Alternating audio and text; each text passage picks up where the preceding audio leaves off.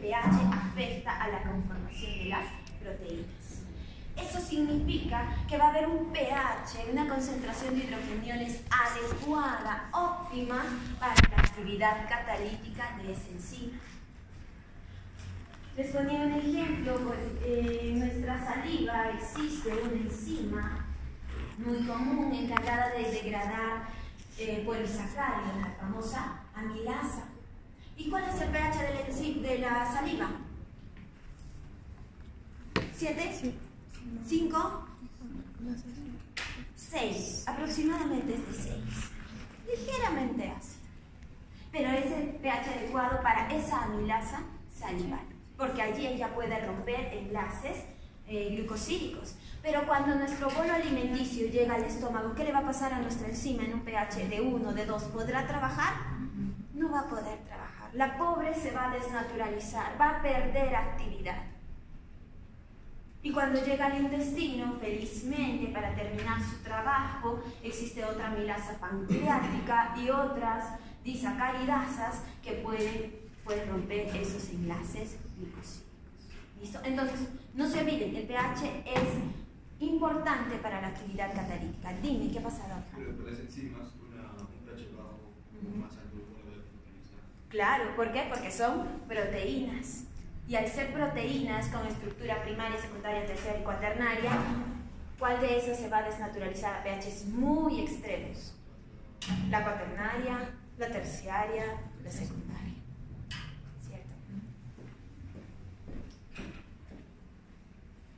En cuanto a los términos usados en enzimología, pues el primero que aparece es un sustrato. ¿Por qué? Porque las enzimas trabajan sobre su sustrato. ¿Y qué significa un sustrato? Significa esa molécula sobre la cual va a reaccionar la enzima. Esa molécula especial, esa molécula que solo encaja en su centro activo, el reaccionante. ¿Listo? Sustrato. Apoenzima. ¿Qué significa una apoenzima?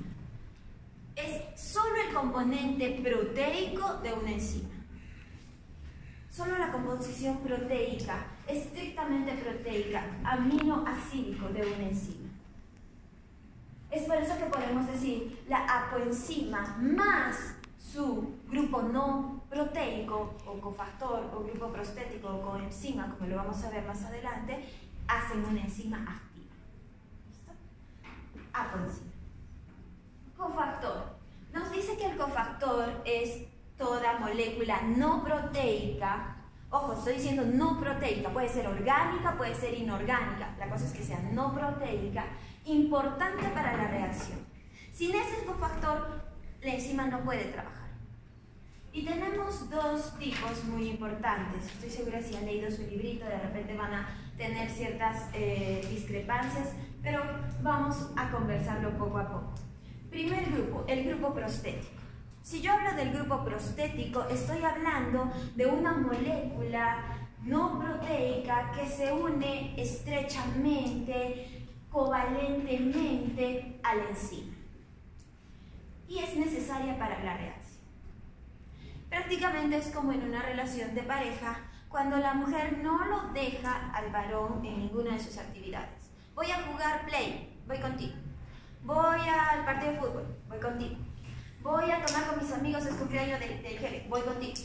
No lo dejes, está ahí, unida estrechamente. Grupo prostético. ¿Listo? Mientras que una coenzima es más una relación de...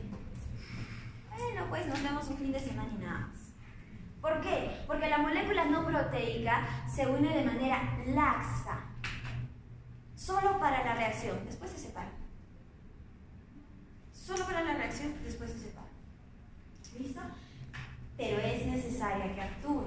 Por otro lado, nos dice que las coenzimas normalmente funcionan como grupos transportadores de, por ejemplo, aquellos que van a transportar protones de hidrógeno, como el famoso NAD.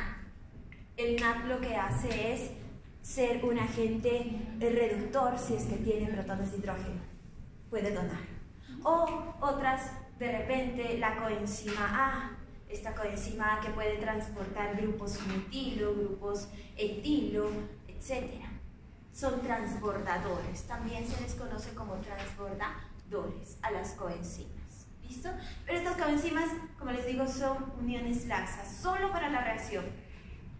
¿Sabes que tengo un compromiso en casa? Ya, bueno, ya, te acompaño, solo porque es tu familia. Así, nada más, solo porque se tiene que dar, no porque realmente. Entonces, me olvidaba, en esta imagen yo les pongo una apoenzima, que era la apoenzima componente estrictamente proteico. Unida al cofactor, que puede ser orgánico o inorgánico, que puede ser coenzima, de repente el lipoprostético, para recién unirse al sustrato y poder dar la reacción. ¿Listo? Otros términos. Holoenzima o aloenzima significa la enzima completa y lista para trabajar, o sea, la parte proteica más la parte no proteica. Apoenzima más la parte no proteica. Isoenzima. Una isoenzima son las formas moleculares diferentes que va a haber de una misma enzima. ¿Mismo entiendo esa parte? Bueno, les explico. Vamos a tener, por ejemplo, distintas adeninas desaminasas. Adenina desaminasa 1, adenina desaminasa 2, las cuales pueden estar en diferentes lugares de nuestra célula, en la mitocondria o en el citosol, pero van a cumplir la misma reacción, desaminar a la adenina. Eso es lo que nos dice una enzima, isoenzima. Formas moleculares múltiples de una misma enzima. Van a catalizar la misma reacción, van a trabajar sobre el mismo sustrato, solo que son formas moleculares múltiples. ¿Y por qué podemos decir que son formas moleculares múltiples? Porque por allí va a haber algún cambio de un aminoácido, por lo tanto le van a dar un punto isoeléctrico diferente.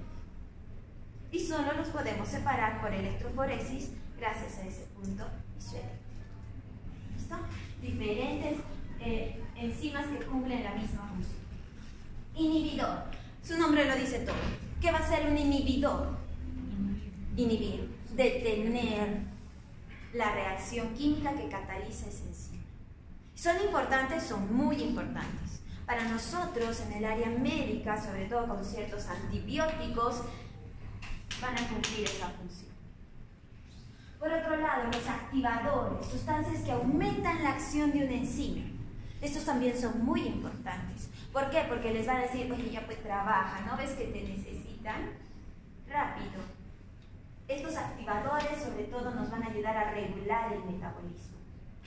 ¿Listo? Y los vamos a ver, sobre todo en nuestras enzimas alostéricas. Y por último, un zimógeno. ¿Qué es un zimógeno? Una proenzima, un precursor. Nos dice que estos zimógenos van a tener estructuras inactivas de nuestra enzima, que para activarlas, para que tengan esa actividad catalítica, tienen que remover una parte de esa estructura. Por ejemplo, en el caso de la pepsina, ustedes saben que se libera como pepsinógeno, zimógeno. Este pepsinógeno tiene que cortarle una pequeña porción de su cadena polipeptídica para transformarlo en pepsina y tenga actividad catalítica. ¿Listo? Precursores.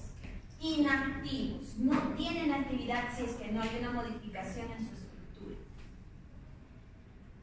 Y aquí les presento algunos ejemplos de cofactores. Como les mencionaba, podrían ser inorgánicos. Miren la cantidad de iones que van a participar. El próximo semestre pues vamos a ver sobre todo a los citocromos en nuestras primeras clases. Van a ver ahora a la ureasa en su práctica, así que presten atención cuál es su cofactor, etc. Pero si se dan cuenta, estos iones se pueden oxidar o reducir. Cobre más 2 está en su estado oxidado, el cual puede llegar a cobre más 1. Hierro, oxidado, reducido. Magnesio, manganeso, níquel, selenio, zinc, etc. Cofactores, ¿listo? Necesarios para la reacción de estas enzimas. No voy a ser tan cruel de decir, ay, a ver, ¿quién necesita molibdato? No, imposible, pero mínimo conózcanos. ¿Listo? Mínimo conózcanos. Por otro lado, teníamos ciertas coenzimas, moléculas orgánicas, transbordadores, que me ayudaban a la actividad de diversas enzimas. Vamos a ver pues a la tiamina pirofosfato. A esta la vamos a conocer en nuestro último tema. ¿Por qué? Porque la tiamina es una vitamina, la B1. Flavina de nidinucleótido. Flavina, vitamina. Nicotinamida, vitamina. Piridoxal, vitamina. Coenzima A es la forma activa de del famoso ácido pantoténico, vitamina. Biotina, cobalamina, folato, todas son vitaminas. Entonces, ojo, las vitaminas en sus formas activas van a participar como cofactores de nuestras enzimas. Diferentes enzimas, deshidrogenasas, que estas están relacionadas con reacciones de oxidorreducción. Vamos a ver a carboxilasas, aquellas que unen CO2 a la molécula, o por allí pues ciertas sintiasas que lo que hacen es unir dos sustratos. Cuando yo hablo de sustrato, decíamos que eran sustancias sobre las cuales las enzimas iban a trabajar, iban a actuar. Estos sustratos tienen que unirse en una zona, en una región específica de nuestra enzima. Esa región específica, concreta, se llama centro activo. ¿Y qué contiene este centro activo? Va a contener el sitio de unión y el sitio catalítico de nuestra enzima. Unión, ¿por qué? Porque van a haber aminoácidos relacionados directamente a unirse al sustrato, a cogerlo. Sitio activo, porque van a haber aminoácidos relacionados a la reacción propiamente dicha. Si es que va a cortar, si es que va a formar enlaces, si es que va a reducir o oxidar, etc. ¿Listo? Entonces, nuestro centro activo es el lugar donde se une y se da la reacción catalítica. Y de esa manera, nosotros podemos pues formar el famoso complejo enzima-sustrato. Este complejo es importante. Nos va a sacar un poco locos, pero no importa. Este complejo es importante, porque gracias a ese complejo luego podemos ver pues la liberación de nuestra enzima, que no se consume ni se degrada en la reacción, y la formación de nuestros productos.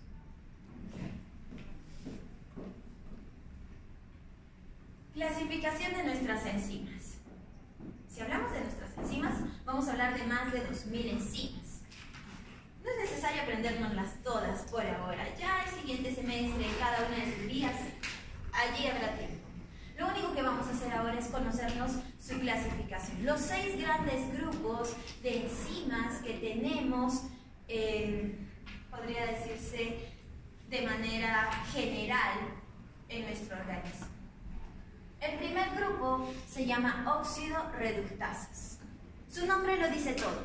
Óxido-reductasas. ¿Qué tipo de reacción van a catalizar? Oxidación y reducción. Cuando yo hablo de una oxidación, ¿qué tipo de reacción se está dando? Estoy perdiendo electrones, protones, hidrógeno, ¿verdad? Cuando yo hablo de una reducción, estoy ganando. Entonces, en esta primera reacción, en esta clase de enzimas, yo voy a tener transferencia de electrones o protones de hidrógeno. Eso es lo que cataliza. Transferencia de protones o electrones de un sustrato a otro. Es por eso que vamos a tener un sustrato A reducido frente a un sustrato B oxidado. Frente a esa óxido-reductasa, el primer sustrato que estaba reducido se va a oxidar y el segundo que estaba oxidado se va a reducir. ¿Qué tipo de enzimas entran en esta clasificación? Por favor, no se olviden de esto, es clásico, es básico. Las deshidrogenasas y las oxidasas son muy comunes. Deshidrogenasa, su nombre lo dice todo, va a quitar protones de hidrógeno de un compuesto para otro. Oxidasas, oxígeno, presencia de oxígeno. Segunda clase, transferasas. No hay que ser tan genio para esto. ¿Qué van a transferir? ¿Será protones de hidrógeno, electrones? No, van a ser grupos químicos. Una enzima muy común en este grupo son las famosas transaminases. transaminasas. ¿Qué están transfiriendo estas transaminasas? El grupo amino del aminoácido a un cetoácido. Transfiere grupos químicos. Grupo amino, grupo fosfato, grupo metilo, transfiere. ¿Listo? De un sustrato a otro. Y aquí vemos, el primer sustrato tiene su grupo químico B y se lo va a transferir a C, formando transferencias de grupos químicos. Tercer grupo, hidrolasas. ¿Qué dicen las hidrolasas? Correcto, van a añadir moléculas de agua. Aquí vemos pues claramente su sustrato más agua. ¿Qué va a pasar? Lo va a hidrolizar. En este caso, muy comunes son las fosfatasa alcalina, la tripsina, las enzimas de nuestra digestión, porque son hidrolasas. Van a romper enlaces hidrolizando la molécula. Hidrolizando la molécula. Agua. Cuarto grupo, liasas. Liasas o sintasas son las que pertenecen a este cuarto grupo. Su nombre lo dice todo. ¿Qué van a hacer? Pueden romper enlaces o pueden formar enlaces, sintasas. Para ello, pues, una reacción común es la anhidrasa carbónica, donde vamos a tener pues a nuestro ácido carbónico, el cual se puede transformar en bicarbonato. Vamos a ver otro ejemplo más adelante. Las isomerasas. Las isomerasas hemos dicho que van a catalizar la misma reacción, van a formar isómeros. Isomerasas van a formar isómeros. ¿Y cómo es que se forman los isómeros? Denme una molécula, un ejemplo que tenga isómeros.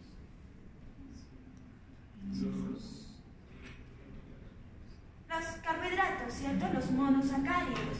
Por ejemplo, el gliceraldehído era isómero de la dihidroxiacetona, ¿verdad? La glucosa, bueno, podía ser isómero epímero de la manosa, de la fructosa, etc. ¿Listo? Isómeros. Allí, pues, como les mencionaba, vamos a tener una enzima muy común en nuestra vía glicolítica, encargada de transformar el gliceraldehído en dihidroxiacetona, la famosa triosa fosfato isomerasa. Por otro lado, el último grupo, las ligasas o sintetasas. Estas ligasas o sintetasas van a unir, van a formar una molécula con la unión de dos sustratos, pero con gasto de ATP. Ojo, aquí el ATP es utilizado para la energía, porque esta reacción necesita aporte de energía. Aquí el ATP no está siendo parte, el grupo fosfato, perdón, no está siendo parte del producto. ¿Listo? Vamos a ver otro tipo de ejemplitos para que no se sientan tan perdidos y de una u otra manera puedan responder luego en el examen. Óxido reductasas, dijimos transferencia de protones de hidrógeno o electrones de un sustrato a otro. ¿Cuáles son esas enzimas? Las deshidrogenasas o las oxidasas. ¿Listo?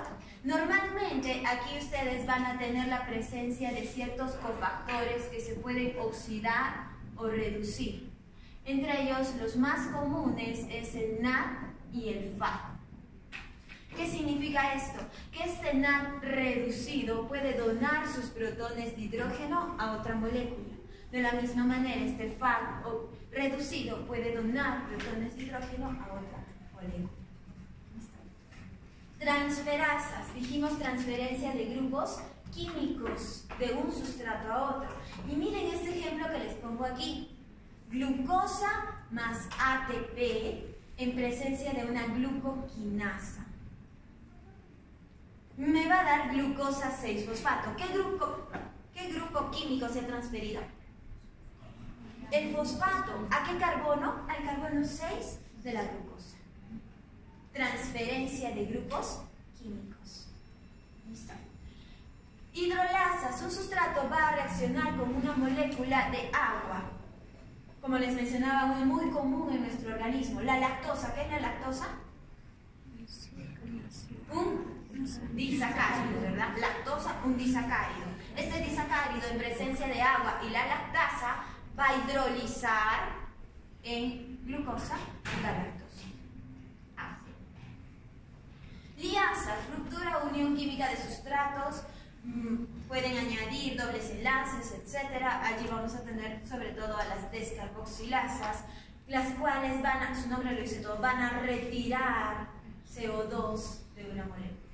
Isomerasas, interconversión de isómeros, como les mencionaba, a nuestras triosas. Las ligasas, unión de dos sustratos con hidrólisis simultánea de ATP o GTP. Ojo, unión de dos sustratos. En este caso tengo piruvato y CO2, dos sustratos. Pero para esa unión necesito gastar energía. ¿Quién me la va a dar? El ATP.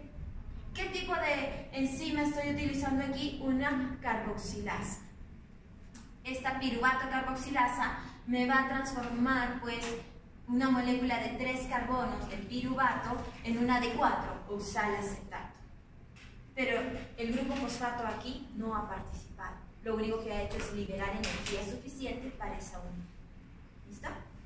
Ojo con ello.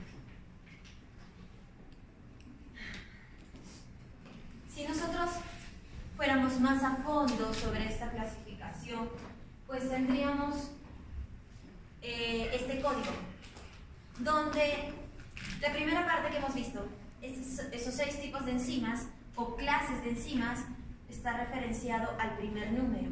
Si yo hablo del número 1, ¿de qué tipo de enzimas estoy hablando? De las oxidorreductasas. ¿Listo? Oxidorreductasas. Pero miren, estas oxidorreductasas pueden tener subclase, subclase y un número de orden de enzima. Soy feliz con que sepan qué tipo de enzima es. Deshidrogenasa, oxidorreductasa. En cuanto a la localización de nuestras enzimas, señores, yo sé que eso está peor que un huevo frito, pero es una célula. Y vamos a ver que en todos los compartimientos de nuestra célula existen enzimas. Si vemos solamente el citosol, vamos a encontrar las enzimas de la vía glicolítica, que sin exagerar son 10. También vamos a encontrar allí a nuestro querido complejo para la síntesis de los ácidos grasos, biosíntesis de ácidos grasos, citosol. También va a estar allí presente la vía de las pentosas fosfato, sin mencionar a otras más. Si habla de la mitocondria, ¿de qué se encarga la mitocondria? Energía. Pues hablamos sobre todo del ciclo de Krebs, famoso ciclo de Krebs. También podemos hablar de la beta-oxidación de los ácidos grasos, que las justas allí vamos a conocer a 4 enzimas. También podemos hablar de la descarboxilación del piruvato. También vamos a encontrar a nuestra cadena transportadora de electrones con ciertas oxidasas. Sí, otras para mencionar. En el núcleo obviamente vamos a tener a las enzimas encargadas de la replicación del DNA, de la transcripción del RNA, gran cantidad de enzimas. Por otro lado, en los lisosomas, ¿cómo olvidarnos de las enzimas presentes para la degradación de las macromoléculas? Entonces, las enzimas van a estar metidas en todo. Esta otra imagen donde ya se nota que es una célula, pues vemos que vamos a encontrar estas enzimas en el citosol, en diferentes organelas y pueden estar libres o asociadas a membranas. Por allí pues les mencionaba a la cadena transportadora de electrones, la cual está asociada a membrana interna mitocondrial, mientras que la vía glicolítica está libre en el citosol, por ejemplo. Localización de nuestras enzimas. ¿Cómo trabajan las enzimas? Nuestras enzimas trabajan con el modelo llave-cerradura. Y es que nuestra enzima, con su centro activo adecuado, va a entrar en contacto con el sustrato para formar el complejo enzima-sustrato y luego liberarme los productos. Este modelo llave-cerradura es el que prácticamente nos dijo las enzimas son específicas para cada sustrato. altamente especial. Y para poder hablar de ese trabajo de nuestras enzimas, primero tenemos que acordarnos un poquito o tener cierta idea de la cinética química. ¿Qué es la cinética química? Nos dice que la cinética química es la ciencia que estudia la velocidad de una reacción. ¿Cómo es eso mismo? Me acuerdo. Veamos. Estoy segura que en la primera fase nosotros decíamos, en una reacción química, un reactante A se puede transformar en B, ¿cierto? Reacción química simple, A en B. Esta reacción química va a tener una velocidad de reacción. Esa velocidad de la reacción puede ser medida. ¿Cómo? Cuando nosotros conocemos la concentración de B que se ha formado en un determinado tiempo. La velocidad de una reacción química es igual a la concentración de producto formado en un determinado tiempo. Y ustedes me pueden decir, ya, y si es que no puedo medir producto, ¿podré medir reactante? Sí, ¿por qué? Porque la velocidad de la reacción química también puede ser igual a la concentración del reactante consumido en un determinado tiempo. ¿Estamos? ¿Sí? Vuelvo a repetir. Una reacción química sencilla es la transformación de un reactante en su producto. ¿Ok? Pero esa transformación tiene una velocidad. Esa velocidad de la reacción se define como la cantidad de producto formado en un determinado tiempo. Ejemplo, micromoles de B obtenidos en un minuto. ¿Sí? Micromoles de B obtenidos en un minuto. Pero también puedo definir a mi velocidad de reacción como los micromoles de A, o sea, los micromoles de reactante consumidos en un minuto. A eso se le conoce como velocidad, concentración en un determinado tiempo. ¿No? ¿Estamos? Correcto. Entonces, esta velocidad de la reacción va a depender de ciertos factores. Nos dice pues que la variación de la concentración de sustratos en un determinado tiempo, lo que estábamos hablando. Y se entiende como el producto de la variación de la concentración en el tiempo. Lastimosamente van a haber ciertos factores que afectan a esta velocidad de la reacción, siendo los más importantes la concentración de sustratos y la temperatura. La presencia de catalizadores lo vamos a ver más adelante, no se preocupen, porque eso es lo que estamos viendo, enzimas. En cuanto a la presión, no es muy necesario porque en nuestro organismo pues todos trabajan sobre la misma presión, por eso no lo estoy tomando en cuenta. Pero sí vamos a ver concentración de sustratos y temperatura. Cuando hablamos de la concentración de sustratos, chicos, decimos pues que en un determinado tiempo, a tiempo cero, yo voy a tener todo en forma de sustrato. Mientras va aumentando el tiempo, no sé, pongámosle 5 minutos, ese sustrato ha cambiado, porque ya hay una pequeña porción en forma de productos, ¿cierto? Entonces, ¿qué quiere decir esto? Que en 5 minutos yo tengo 2 moles de peróxido de hidrógeno consumidos. Velocidad. 2 moles de peróxido de hidrógeno consumidos en 5 minutos. Velocidad. Si estoy en 10 minutos, entonces digo, tengo 4 moles de peróxido de hidrógeno consumidos en 10 minutos. ¿Y si producto, cómo lo haría? Ah, genial. Tengo 2 moléculas de oxígeno formados en 10 minutos.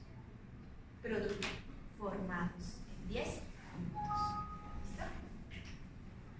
Concentración. Para ello, acordándonos un poquito de lo que veíamos antes de la ley de acción de masas, estoy segura que se acuerdan que esa ley de acción de masas relaciona la cantidad de sustrato en un determinado tiempo. Nos decía pues esa ley de acción de masas que hay dos direcciones, o puede haber dos direcciones en una reacción. La primera, la directa, la de ida, cuando nuestros dos sustratos se transforman en producto. Primera velocidad. Esa velocidad iba a estar relacionada a la concentración de estos sustratos por una constante, la constante de ida. Pero si mi reacción era reversible, o sea, los productos se podían transformar en A y en B, aquí yo tenía otra velocidad, la velocidad inversa o de vuelta, la cual también está relacionada a la concentración de los productos por una constante. Y nos decía pues esta ley de acción de masas que podemos llegar a un equilibrio químico. Ese equilibrio químico era igual a la concentración de los productos sobre la concentración de los reactantes. ¿Y qué idea me da esta constante de equilibrio? Me dice o me mide la afinidad química de mis reactantes. ¿Por qué? Porque cuando la constante de equilibrio es alta, por ejemplo, 50/1, ¿qué significa esto? Que hay mayor afinidad de mis reactantes para transformarse en los productos. Va a haber 50 veces más productos que reactantes, ¿cierto?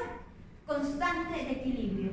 Si esta constante de equilibrio es alta, ejemplo, 50, me dice que es 50 partes de mis productos sobre una parte de mis reactantes. Por lo tanto, la afinidad de mis reactantes es para formar productos. La reacción es factible, fácilmente se lleva hacia la formación de productos.